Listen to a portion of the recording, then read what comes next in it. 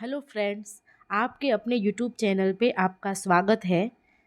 हमारे MCQ session number 2 जो हम शुरू करते हैं पहले एमसीक्यूएस के साथ, तो वो है correct regarding cocci are.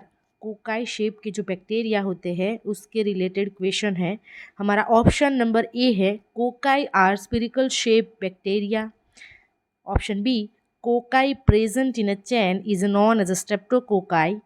Cocci present in a shape of grapes is known as a staphylococci। और ऑप्शन डी है all of the above.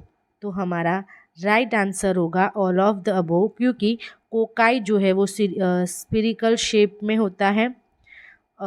Okay, option number 2 जो है कोकाई प्रेजेंट इन अ चैन, तो चैन में होता है। और जो बात की है ग्रेप्स की, तो वो बंच में होता है ऐसे। ओके, तो ऊपर दिए गए जो ए बी सी ऑप्शन है वो राइट ऑप्शन है।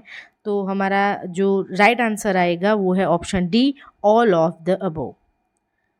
ओके, क्वेश्चन नंबर 2 है all of the following are vector borne disease except. तो यहाँ पे क्वेश्चन ये है कि नीचे जो दिए गए हैं ऑप्शन, उसमें से कौन सा डिजीज़ जो है वो वेक्टर बॉर्न डिजीज़ नहीं है। तो वेक्टर बॉर्न डिजीज़ किसको बोलते हैं? तो जो कोई एक संक्रमित व्यक्ति जो होता है उससे दूसरे व्यक्ति को जो डिजीज़ ट्रांसफ़र होता है, संक्रमित व्यक्ति दूसरे व्यक्ति को संक्रमित करता है, वो कैसे होता है? तो वो मच्छर है, दून है, किलीन है, वो डिजीज़ को ट्रांसफ़र करते हैं।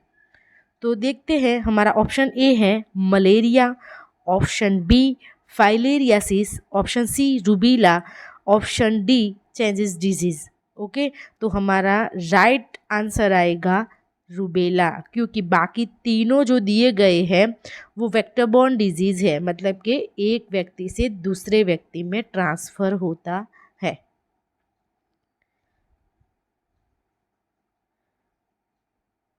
ऑप्शन नंबर 3 क्वेश्चन नंबर 3, तो शुरू करते हैं। Diagnostic test use TB.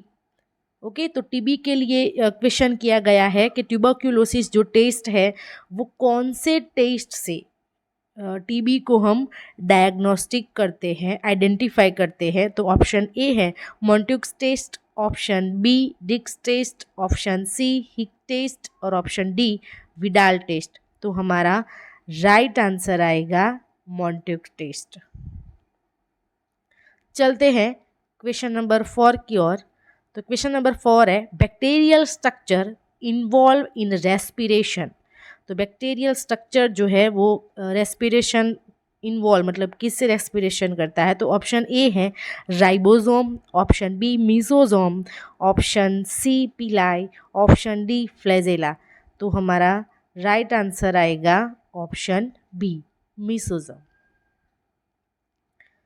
Okay, question number 5 है which of the following factor does not affect microbial growth. तो क्या बोला गया है कि माइक्रोबायल जो ग्रोथ होता है उसमें से नीचे में से दिए गए कौन सा फैक्टर जो है जो अफेक्ट नहीं करता? तो ऑप्शन ए है मॉइस्चर, option B disease infection, option C darkness और ऑप्शन डी टेम्परेचर। तो ऑप्शन ए जो मॉइस्चर उसकी बात करते हैं, तो मॉइस्चर जो एटमॉस्फेयर है वो ऑब्वियसली डिपेंड होता है जो भी सीजनल होती है। बट जो माइक्रोबायल ग्रोथ की बात की गई है, तो मॉइस्चर जिस हिसाब से होगा उस हिसाब से माइक्रोबायल ग्रोथ, मतलब माइक्रोब्स जो है वो हमें ग्रोथ देंगे। तो ऑब्वियसली जो मॉइस्चर है वो माइक्रोबायल ग्रोथ को इफ़ेक्ट करेगा। ऑप्शन बी है डिसइंफेक्शन। तो हम स्टराइल कंडीशन अगर प्रोवाइड नहीं करेंगे, स्टराइल कंडीशन में हम फॉलो नहीं करेंगे, तो क्या होगा? माइक्रोबायल ग्रोथ में अफेक्ट होगा। ऑप्शन सी है डार्कनेस। तो डार्कनेस प्रोवाइड करने से कोई मतलब प्रॉब्लम नहीं होता है माइक्रोबायल ग्रोथ को, हम जो कंडीशन है वो माइक्रोबायल ग्रोथ को इफ़ेक्ट नहीं करता। ऑप्शन डी है टेम्परेचर। तो हाई टेम्परेचर और लो टेम्परेचर इफेक्ट करेगा, जो हमें पता है माइक्रोबायल की जो मॉर्फोलॉजी उस हिसाब से हमें जो उसको रिक्वायरमेंट होती है उस हिसाब से हम उसको टेम्परेचर देते हैं। तो यहाँ पे टेम्परेचर भी माइक्रोबायल ग्रोथ को इफ़ेक्ट करेगा। तो यहाँ पे ऑप्शन जो सी है वो हमारा राइट आंसर होगा। Question number 6 is the better to collect the blood sample for microfilaria। तो यहाँ पे ये माइक्रोफाइलेरिया जो डिजीज़ होता है उसको हम कौन से टाइम में कलेक्ट कर सकते हैं सैंपल को। तो यहाँ पे ऑप्शन ए दिया गया है before having any food, option B at any time, option C in the morning, option D at midnight. तो हमारा राइट आंसर आएगा एट मिडनाइट, जो 10 AM टू 2 PM के अराउंड सैंपल कलेक्शन किया जाता है। Okay, question number 7 function of platelets is. तो platelets का फंक्शन नीचे ऑप्शन में दिया गया है, जो करेक्ट क्या है वो हमें आइडेंटिफाई करना है।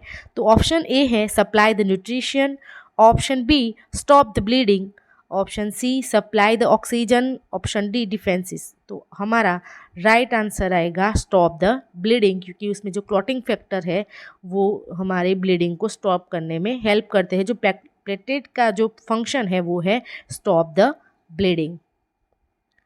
ऑप्शन डी जो है वो सॉरी क्वेश्चन नंबर 8 है bleeding from nose is called. Nose से जो ब्लीडिंग होता है उसको हम क्या बोलेंगे, उसका जो टर्म है वो क्या है। तो ऑप्शन ए है melaena, option B haemoptysis, option C epistaxis, option D haematemesis. तो हमारा राइट आंसर आएगा एपिस्टेक्सिस, और उसका जो दूसरा जो टर्म है वो है नोज ब्लीड, तो उसको ये वो भी हम बोलते हैं। ओके, चलते हैं क्वेश्चन नंबर 9 की ओर। तो हमारा क्वेश्चन है the pH of Dakin solution is. Dakin's को सॉल्यूशन है उसकी पीएच बतानी है। तो ऑप्शन ए है 4 to 5.4, option B 7 to 7.4, option C 7.4 to 8.0, option D 8 to 8.5। तो हमारा राइट आंसर आएगा बी 7 to 7.4।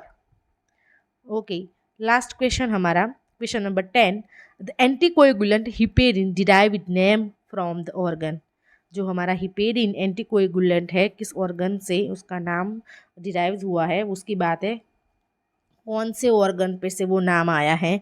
तो वो है option A kidney, option B heart, option C liver, option D lungs. तो हमारा राइट आंसर आएगा लीवर। ओके